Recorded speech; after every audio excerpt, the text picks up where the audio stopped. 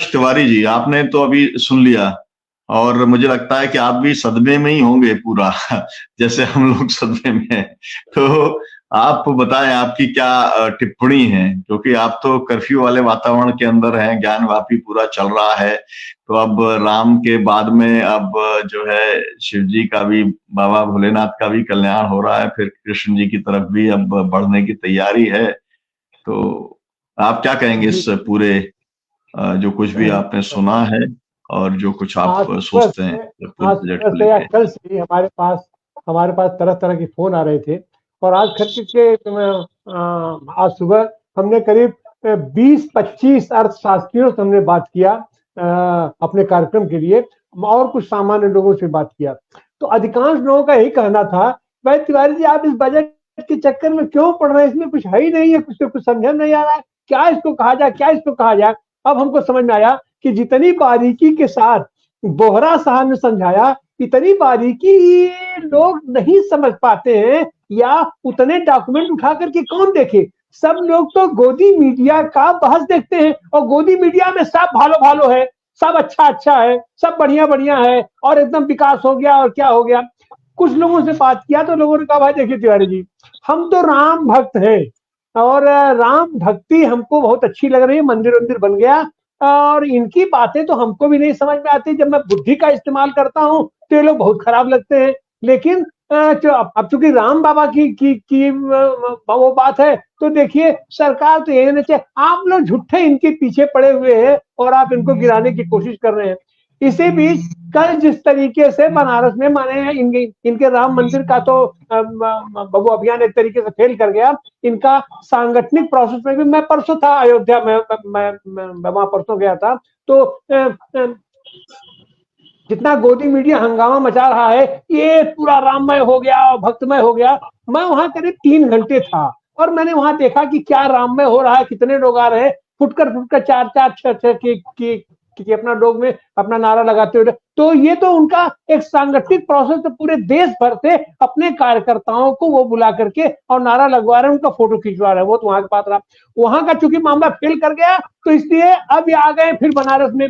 बनारस अभी इनको कॉरिडोर बनाने से इनका मन नहीं भरा था। असली चीज यह है कि अब ये जो उनका ब्रह्मास्त्र है वो है ज्ञान पापी मस्जिद। तो ज्ञान पापी मस्जिद इनका कुछ नहीं होना है, बड़े ही साधारण भाव से वहां पर हस्तांतरण हो जाएगा। हो सकता है कि उसका धुआं भी ये लोग ध्वस्त कर दे, और उसके तहखाने में पूजा पाठ कल से ही शुरू हो गया है, घंटी उंटी बजना शुरू हो गया है। लेकिन जो असली चीज है कि ये जो अपना बजट का मामला है, अपना ठीक है, दीपक मलिक साहब कह रहे थे कि बाहर इसकी कोई चिंता नहीं किया जाता, ये तो क्लर्कियल जॉब है।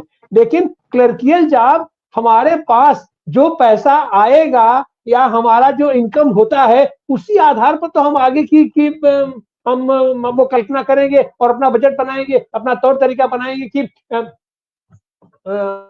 अगले साल बरसात में हमारी छत बनेगी कि नहीं बनेगी, हमारे बैल खरीदा जाएगा कि अपना नहीं खरीदा जाएगा, हमारे ये ट्रैक्टर में तेल कैसे पड़ेगा, या जो हमारा अन्न उत्पादित होगा उसके लिए खाद हम कहां से लाएंगे। 50 किलो वाली अब खाद अब 40 किलो वाली बोरी हो गई है, और उसमें भी दाम बढ़ गया है। तो इन सारी चीजों को देखने के लिए ये इतनी गहन और गूढ़ता के साथ लोग बजट को नहीं देख पाते हैं, नहीं समझ पाते हैं। अमूमन लोग जो गोदी मीडिया का ये जो प्रचार तंत्र है अपना, उसको देख करके अपना कर लेते। लेकिन बात तो सही है, इसका जब हमारे ऊपर असर पड़ता है और उसी असर को कम करने के लिए ये राममय कर देते हैं, कृष्णमय कर देते हैं, शिवमय कर देते हैं, और उसमें हमारा निम्न वर्ग और हमारा मध्यम वर्ग उलझ करके रह जाता है। लेकिन दुखद स्थिति तब हो जाती है जब हमारे राजनीतिक दल भी इन सारी बातों को अपने कार्यकर्ताओं को भी नहीं समझा पाते हैं,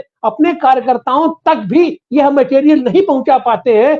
तब फिर सवाल ये उठता है कि जब हमारे राजनीतिक दल, जो लोग सक्रिय रूप से इसमें जुड़े हुए हैं, जब उनके कार्यकर्ताओं को नहीं जानकारी है, तो जनता के बीच यह बात ले कौन जाएगा। गोदी मीडिया तो उनका ले नहीं जाएगी। तो आने वाले दिनों की यह जो फिर हमारे सामने अपना खुल करके रखा है, और खास करके बोहरा जी ने रखा है, ये बात तो सबके सामने जानी चाहिए। और हमारे राजनीतिक नेताओं कार्यकर्ताओं के बीच जाने चाहिए। अब ये कैसे जाए, क्या जाए, और यह तो एक जन आंदोलन के, और इस सरकार का यह जो झूठ का पुलिंदा है, झूठ का, और उसमें दम भी है कि सब लोग कहते हैं अरे इतना कॉन्फिडेंट कह रहा है तो जीतेगा तो मोदी है, तो काहे के लिए हम अपना वोट खराब करें। तो यह जो परसेप्शन बन रहा है, और वह जो एक बार परसेप्शन बना था कि नहीं इंडिया इनको हटा देगी, देखिए इनसे परेशान तो सब लोग हैं, आक्रोश जनता में है, लेकिन गोदी मीडिया और सारी चीजें मिलाकर के ये होता है कि इनका तो विकल्प बन ही नहीं पाएगा, इंडिया तो बन ही नहीं पा रही, इंडिया तो टूट गई, इंडिया तो बिखर गई, जबकि ऐसी कहीं कोई बात नहीं है। और जमीनी स्तर पर सारे राजनीतिक दल आपस में सब बंधे हुए हैं, और सबकी मजबूरी भी है कि देश को इस त्रासदी से उनको निजात दिलाई जाए। शायद यही कारण है कि इस अंतरिम बजट में उन्होंने कुछ ऐसा भयावह चीज अभी नहीं किया है, जो पुराना परसेप्शन था उसी को इन्होंने सामने रखा है, लेकिन उसमें भी ऐसा चाशनी लगाकर भाषण कुछ करेंगे, अंदर कागज पर कुछ होगा, तो जनता के बीच तो उनका भाषण खाली जाएगा, और इतने कॉन्फिडेंट होकर के वित्त मंत्री अपनी बात करेगी, और उससे ज्यादा कॉन्फिडेंस अपना दिखाते हैं मोदी जी, कि ऐसा लगता है कि नहीं सब बहुत बढ़िया है, सब बहुत चंगा है, हमारा प्रधानमंत्री अगर 10 लाख का सूट बदल करके दिन भर में ये 100 कपड़े बदल रहा है तो हम भी बहुत प्रसन्न हैं, बहुत सुख है, राम का मिल गया, अपना चलो भजन करो, और अब बाकी कुछ बचा खुचा अपना कॉरिडोर बनी गया था, वहां जाकर के लोग सेल्फी वेल्फी हर जगह दे रहे हैं, और हर जगह नाके पर आप उठा करके देखिए तो मोदी जी आपको हर जगह मिल जाएंगे,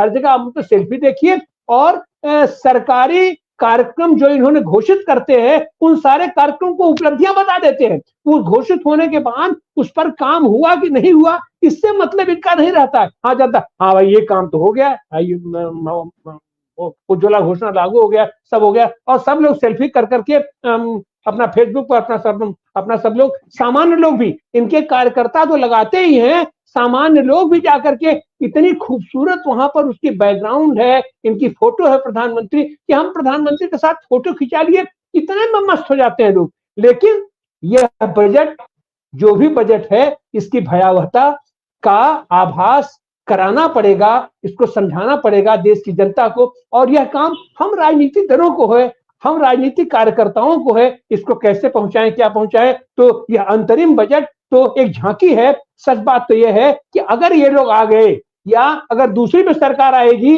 तो उसको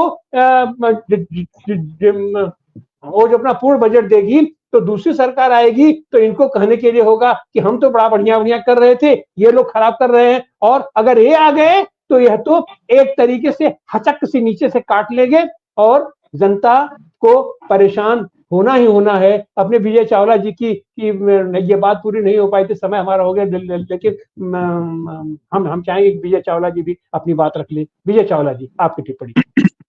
सर बिल्कुल, मैंने संक्षेप में कहना है कि पूंजीवादी समाज में जो सरकारें होती हैं उनका एक काम होता है कि पूंजी का संचय कर पूंजीपतियों की जेब में डालने का। उस हद तक जेब में डालती रहती हैं जब तक जनता से इसका विरोध नहीं होता, बाकी वर्गों से इसका विरोध नहीं होता। आज की स्थिति ऐसी है कि बाकी वर्गों को रामचंद्र जी ने सुला दिया है, किसानों के लिए उन्होंने कुछ किया है, तो उनका आंदोलन हाल फिलहाल ठंडा पड़ा है, आगे चल के फिर जागेगा तो बात अलग है। तो नतीजा यह है कि इनके सामने इस समय कोई दबाव नहीं है कि वे अपनी कॉर्पोरेट वाली नीतियों को बदलें, कॉर्पोरेट वालों से कुछ लेकर बाकी जनता के बाकी वर्गों में बांटे। जब तक ये चीज नहीं होगी तब तक इनको ऐसा करने की कोई जरूरत नहीं है सच। तो ये जो बजट है ये भी इसी प्रकार का है। जिस दिन इसका विरोध शुरू हुआ बाकी वर्गों के द्वारा, उसी के बाद हम पाएंगे कि पूरी चीजें बदल रही हैं। हमारे एक पूर्व साथी ने कहा कि जुलाई का बजट बहुत ही टैक्स वाला होने वाला है। ठीक बात है, ये सरकार की मजबूरी हो सकती है कि उसको अपने लोगों के ऊपर कर लगाना पड़े। उनको बताए कि भाई पूरा चीज खत्म हो जाएगी अगर हमने तुम्हारे ऊपर कर नहीं लगाया तो, और अगर तुमने सहर्ष अपना कर स्वीकार नहीं किया तो। ये चीज किस तरीके से आती है इसको हमको देखने की जरूरत है, क्योंकि अभी तक हम क्या देख रहे हैं कि जो अप्रत्यक्ष कर है वो इस सरकार के अंदर अधिक और प्रत्यक्ष कर काफी कम है। तो देखना है कि आगे ये चीज किस प्रकार प्ले करती है। मेरे ख्याल से उसी के ऊपर बहुत कुछ निर्भर करेगा। धन्यवाद सर। चावला जी बहुत बहुत धन्यवाद।